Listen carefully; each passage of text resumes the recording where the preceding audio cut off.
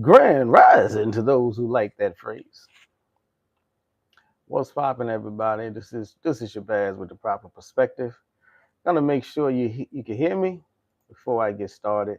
Won't be here too long, especially in the morning. I got a morning walk to do. What I tell you, every time I go live, somebody call. Every time I go live, somebody call. So stand by for a hot second. I need a couple of minutes for people to join. Let's see. Let me send off a message or two. So what's going on? As you can see, trying to get this thing situated before I say something. A couple of thoughts came to me while I was walking this morning, and I figured I might as well share it with the YouTube space. So now let me make sure you can hear me, and then I'm gonna get started. So let's see. Mic check, mic check. Microphone check 1, 2. Mic check. Can you hear me? Microphone check 1, 2. Okay, good. You can hear me, and I am not talking to the ether. So here's the thing that came to me this morning. Here's the idea. Here's the thought that I had. And so I titled this, yes, I'm live now, live, morning meditation type situation. But here's my question. Because you hear a lot of online talk from the COINTELPRO side of the universe, aka the FBAs, aka the ADOS, aka the lineage group. You know what they sound like? The Heritage Foundation. And they say, where are the tangibles? Pan-Africanism ain't don't have any tangibles. It's never had any tangibles. That's why we don't like it. There's no tangibles. Okay. Now, maybe we can have a conversation about what you mean by tangibles. But I'm going to at least start off with a historical lens and then also apply it to modern day. So the question is, can one validly argue? Can one validly argue that Pan-Africanism can be seen in a tangible manner, completely outside of the misinformation camps, completely outside of the disinformation camps, completely outside of the CIA, COINTELPRO, divide and conquer camps that suggest Pan-Africanism is about moving back to Africa? See, they like to play this flim-flam game. They like to say Pan-Africanism is all about leaving America, and therefore Pan-Africanism ain't got no tangibles. Or sometimes they'll flip it. Pan-Africanism ain't got no tangibles because all they want to do is leave the country. Now, again, the poor information, it's sad that people can be so misinformed, ill-informed. It was Denzel Washington that said, if you do read, you're probably going to get misinformed. And if you don't read, you're going to be ill-informed or something like that. I could easily have it wrong. Shout out to the 10 people that joined just out of curiosity. Please hit the like button, hit the share button, hit the subscribe button. Like, share, and subscribe is the name of the game. And as Willie D says, smash up the likes. Smash up the likes, family. Smash up the likes. Shout out to Benjamin Alexander. Good jokes. But can you validly argue that Pan-Africanism does have tangibles? Just might not be noticeable to the ill-informed, the misinformed, and the willfully ignorant. So again, Pan-Africanism is not about moving back to Africa.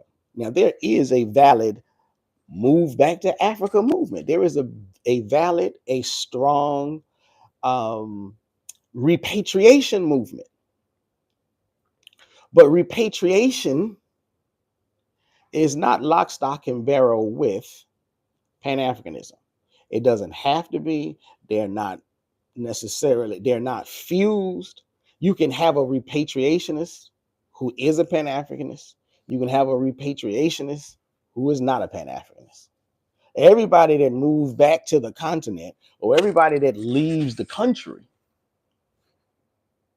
is by no means, their departure does not define them or label them as a Pan-Africanist. So, completely inside a more appropriate lens is what we need to do. We need to fix our mindsets. We need to change the way we look at things. We need to fight against the misinformation, the disinformation, because that's all it really is. And so I'll give you an example. I live in Virginia. So I go to this Jamaican restaurant. I get to know the workers and I get to know some of the staff. And I get around to asking, who owns this establishment? Now, come to find out that the restaurant is owned by a husband and wife. Okay. The husband is a Black American, an African American, foundational Black American, as the new crowd likes to say. And the wife is from Jamaica. Hey, isn't that a tangible Pan-African type situation going on? Absolutely it is. Shout out to everybody joining in. Please hit the like button. I give you more direct shouts if you hit the like button, but appreciate you joining. Peace to everybody. Get the likes up. Get the likes up. I got 1 like. I got 8 folk checking me out. Come on, let's get 2 likes. All right. So who hit that like button? Say something in the chat. Where are you tuning in from? Are you in the States? Are you on the East Coast or the West Coast? North or South? Are you in America at all? Where you at? Shout out to Daily Dose of Life for hitting that like button. So, like I said, if you happen upon a restaurant, if you happen upon any business that you go and you see it, you find out, you discover, however you do that, that the ownership is in one way, shape, form, or fashion a combo of 2 different Black populations, 2 different Black groups. It could be a Black American and a Caribbean. It could be a Black American and a Black Brit. It could be a continental African and a Jamaican or Caribbean. Any way you mix this up, that would be an absolute definitive example of a tangible. It is actual proof that Blacks from various sectors on the geographical map working together to do what? To enhance their lives, to build bridges, to get the bag. So shout out to Daily Dose of Life. He's on the East Coast in the USA. So that means he's on the same time zone that I'm in. It's 9:15 a.m., ladies and gentlemen. So top of the morning to you. If I can borrow that Black Scottish phrase, and shout out to everybody that's jumping up and down about what is it, Black Scottish TikTok. Shout out to let's see, Alicia Denny. What's going on with you? You in California? Hit the like button. I see somebody took their like away. But let me go ahead. So again, any businesses that are operating either from an ownership standpoint or from an employee standpoint. Like I said, you'll have you can have a Jamaican business, you can have a Caribbean restaurant, and it has Black American employees. And don't act like that doesn't happen. No, I'm not saying it always happens. Nothing is always. But see, that's when you get into this whole goalpost moving thing. People will say there's absolutely no tangibles. Then you give them a tangible, and then you'll say there's absolutely not enough tangibles. Listen, make up your mind. At least correct your idea. At least correct your positions before you go blabbing off and running off at the mouth. Now, shout out to my favorite tea maker. One of my favorite teas is Prekese from Ghana.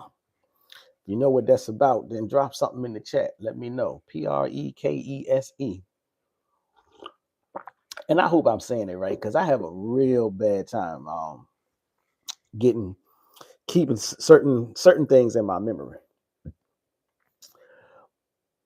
But so I'll give you another example. Pop culture. Now, I'm not necessarily a fan of using pop culture for examples, but it's extremely relevant because it took the world by storm.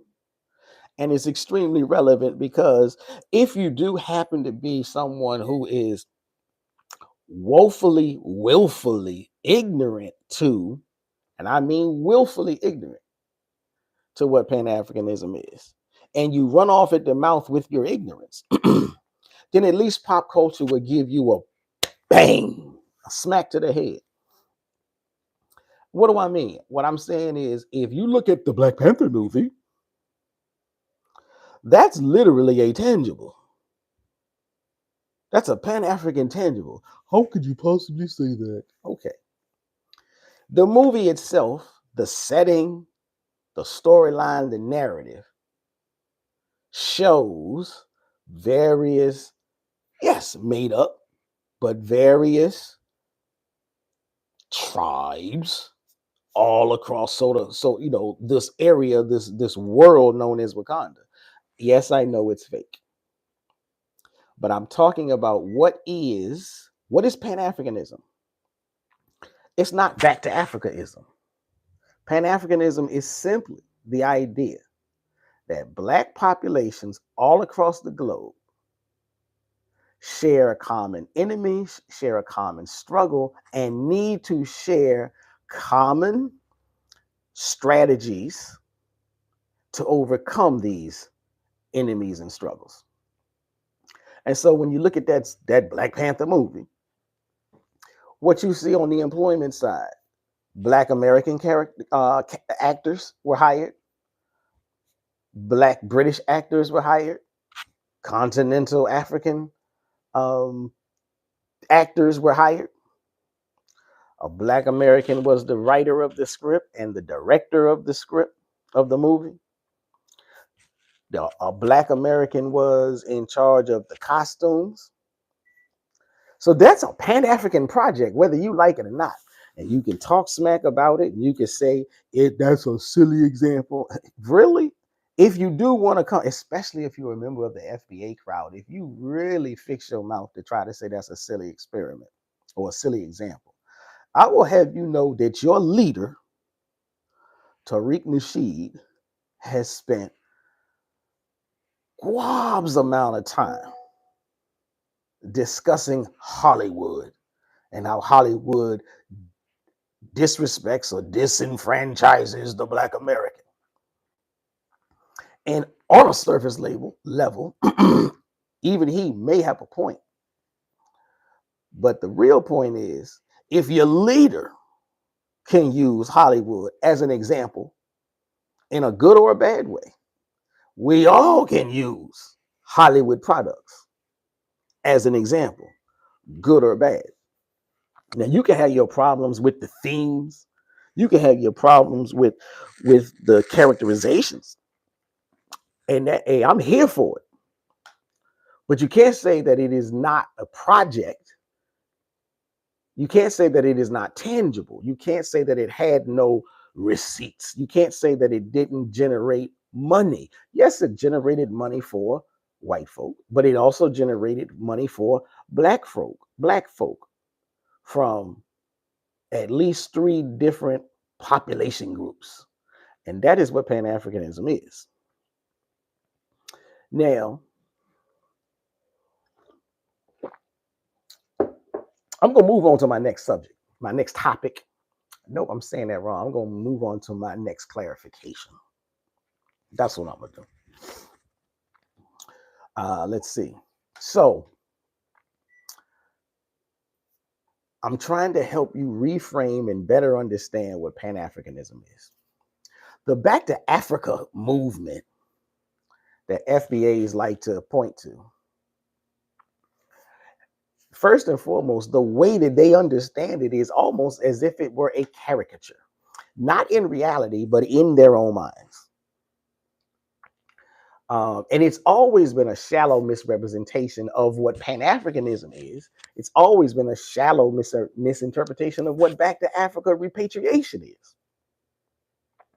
Now, when you then begin to introduce divisiveness, insult,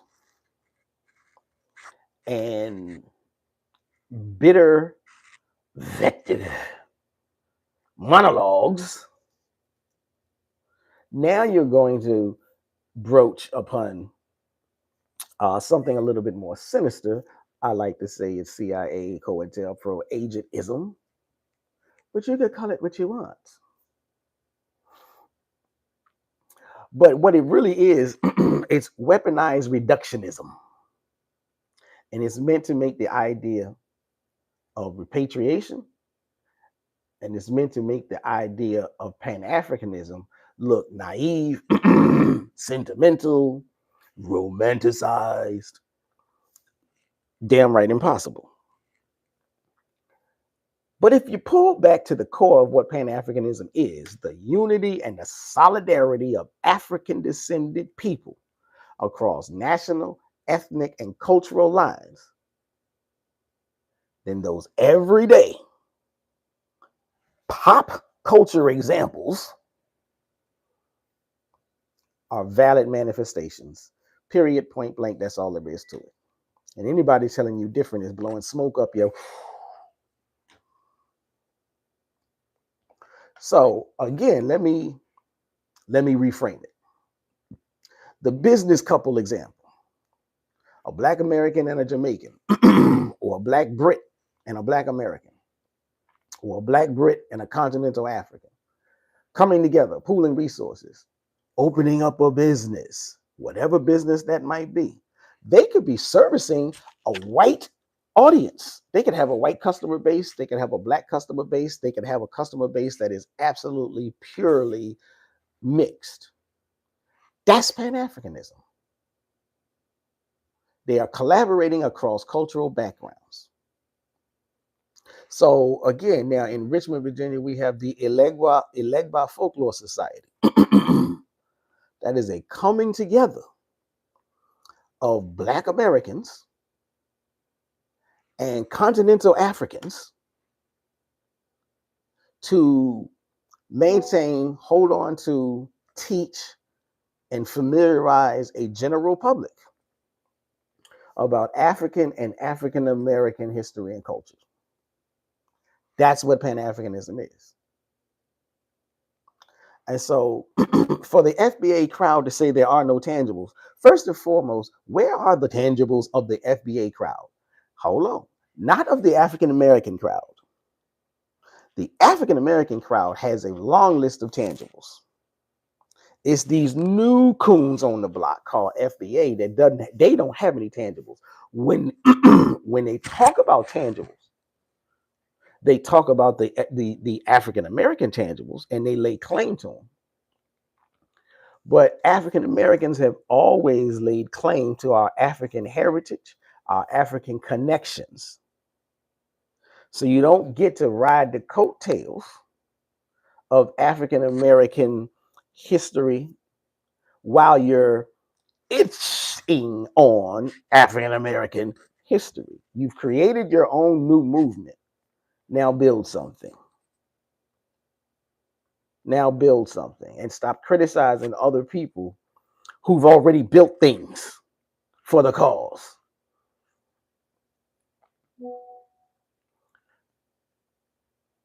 Because, like I said, any random grouping of blacks from two different backgrounds is a modern day example of a tangible. Now, whether you focus on, so I'll say, forgive me because I lost my train of thought. But let me circle back to Wakanda. Because Black Panther, again, as a cultural artifact, because that's what it is. Yes, it was a movie. Whether you think it was a good movie or bad movie, you can set that to the side. But it was a movie. That makes it an artifact. That makes it tangible. Both in front of and behind the camera. It was Pan-African in its hiring, in its story world, in its global impact. It stitched together a diasporic vision. African aesthetics, African American sensibilities, and contributions from the UK, the Caribbean, and beyond. It wasn't perfect, but it was undeniably Pan-African in scope. Now, again, FBA wants what they do, what the FBA crowd wants to do is, even when they find something that is Pan-African, it was a failure. Again, stop moving the goalposts. Nobody said Pan-Africanism was easy. There's plenty of ventures that are not successful. But there are plenty of ventures that are successful. You don't necessarily throw out the baby with the bathwater. So the argument holds, Pan-Africanism is not some abstract utopia. It's not off in the distance. It's not an impossible relocation plan. It's a framework. Pan-Africanism is a framework. It's a mindset. So for these FBA people to simply say they want to shut down, they want to manifest their desires and say that Pan-Africanism is dead, you are shooting yourself in the foot. That is all you're doing. You're not going to kill a framework. White people have been trying to kill the framework of revolution and liberation ever since they put chains on our ancestors' bodies. Now, if they couldn't kill the framework, how you gonna do it? When all you're doing is talking online anyhow. You ain't building nothing. So again, I see Pan-Africanism in different black groups getting together. If y'all getting it together and getting it on, that's Pan-Africanism. If two different black groups, members of a black group, if a black American marries a Caribbean black, that's Pan-Africanism. That's tangible. If they start a business. If you look at music collaborations, P. Diddy and Burna Boy, that's Pan-Africanism.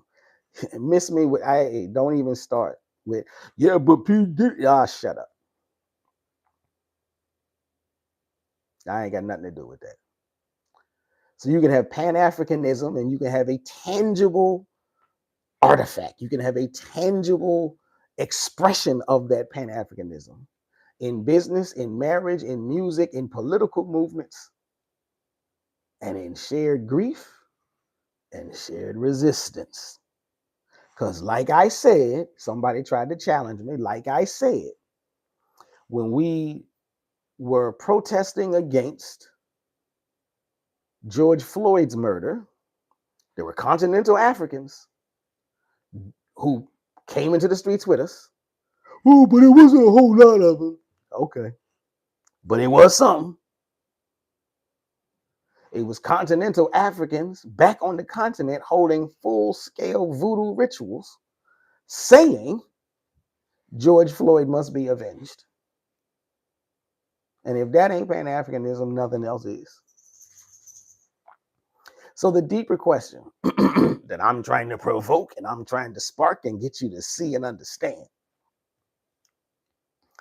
is that Pan-Africanism is not what you've been misled, misinformed, disinformed, conditioned to only recognize as grand scheme, mythic proportion forms.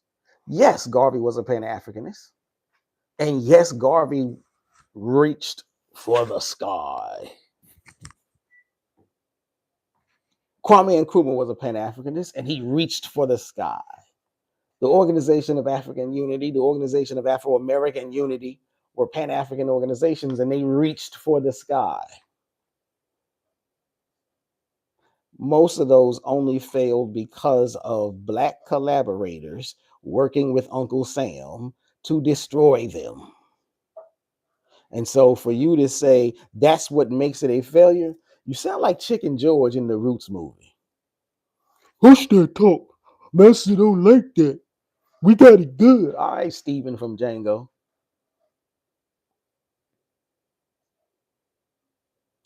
Pan-Africanism's major power has always been in the lived everyday connections. The grand schemes are great. Don't get me wrong. They are powerful. And they have occurred. So the very fact that they have occurred means that they are indeed the tangibles. So you cannot, in honesty, you cannot in good faith say that there are no tangibles. Now, maybe you can say most of the huge tangibles have not stood up to the test of time. I would still challenge you, but I'll give you grace for that. Because I would say, and y'all might disagree with me with this one for real. I would say the Nation of Islam is a Pan-African organization. And why would I say that? Because they are a Black organization, born and bred in Black America. And they even have chapters in the Caribbean. And they even have chapters in the UK. There are Nation of Islam Black Muslims in England. There are Nation of Islam Black Muslims in the Caribbean island nations. And I dare say there are some official chapters on the continent. I ain't gonna stand 10 toes down on that. But I remember talking to a brother from the continent, and he was like, yeah, I'm familiar with the Nation of Islam. Elijah Muhammad, some of the brothers I know, they subscribe to that. Now that's anecdotal. And I openly admit that that's anecdotal. But this was a brother from the continent who knew very little, who'd never come to America, who'd never left his country. And he was still familiar enough with the Nation of Islam to say, I've heard about some of the stuff Elijah Muhammad did. Ain't that the guy that sold the bean pies? And I'm like, yes, indeed, my brother, that is. So again, Pan-Africanism is any group of Black people who make links, who connect to other groups of Black people outside of their original home area, home turf. That's what Pan-Africanism is. Totally separate from go back to Africa. Now, anybody want to tell me go back to Africa, send me a check and I'm out of here. Hit me up in the comments and I'll give you my cash app.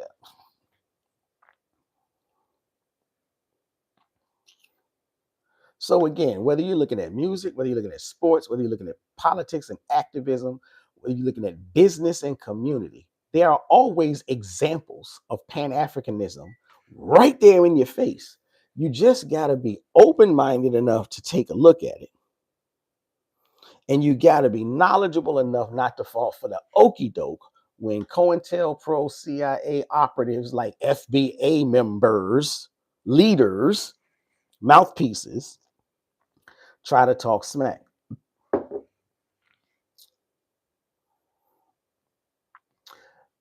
Because when they do, and when you fall for that okie doke, this is what I'll say: being misinformed about Pan-Africanism, being misinformed about Pan-Africanism, as when you think that it's everybody going back to Africa, that's like thinking Christianity is just about people wearing crosses.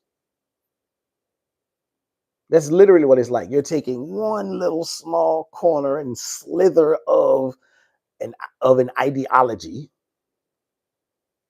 and saying that is representative of the whole entire thing. You've mistaken the symbol for the substance.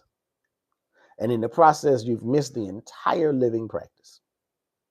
It's like saying hip hop is all about baggy jeans. Really? Yeah, really. That's what I mean. I'm not saying hip hop is all about baggy jeans. I'm saying when you look at a culture, when you look at an idea, when you look at a movement, and you pick one thing and says this is the one thing that entire movement is about. Just like when Elijah Muhammad developed the 10-point plan of what the Muslims want. Now, if you go through that whole entire plan and say Elijah Muhammad was all about point number 1, point number 7, you're just going to disregard the other 9 and say the other 9 weren't important. They were there. So stop falling for the okie doke. Baggy jeans baggy jeans is just one aesthetic. It's one element of the hip hop culture.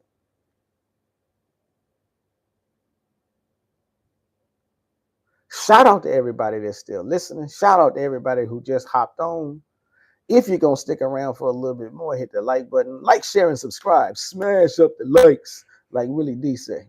Smash up the likes, family. Smash up the likes. If you're picking up what I'm putting down, smash up the likes. Pan-Africanism is just like hip-hop. It's collaboration. It's solidarity. It's structures. And it's not just about repatriation to Africa. I can't say it enough. I can't stress it enough. The FBA crowd is either willfully ignorant,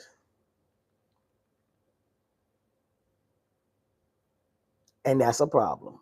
Because if you're willfully ignorant, then you are choosing to be stupid. You're just choosing it. You relish in being wrong all the time, and you pump your chest about it. Or you're being duped. And I don't know which one is worse.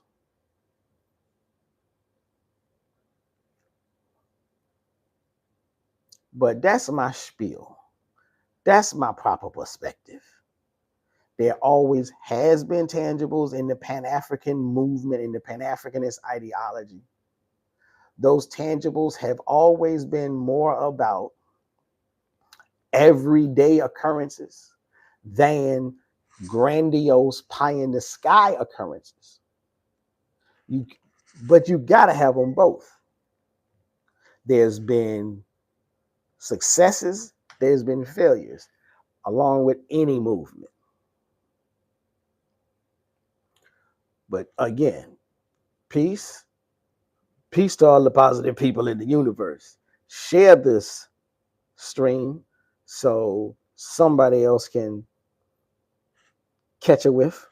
Share this stream so somebody else can pick up what I'm putting down. Like, share, and subscribe. This is Shabazz with the proper perspective at youtube.com/@theproperperspective. And you see, this is my mentality.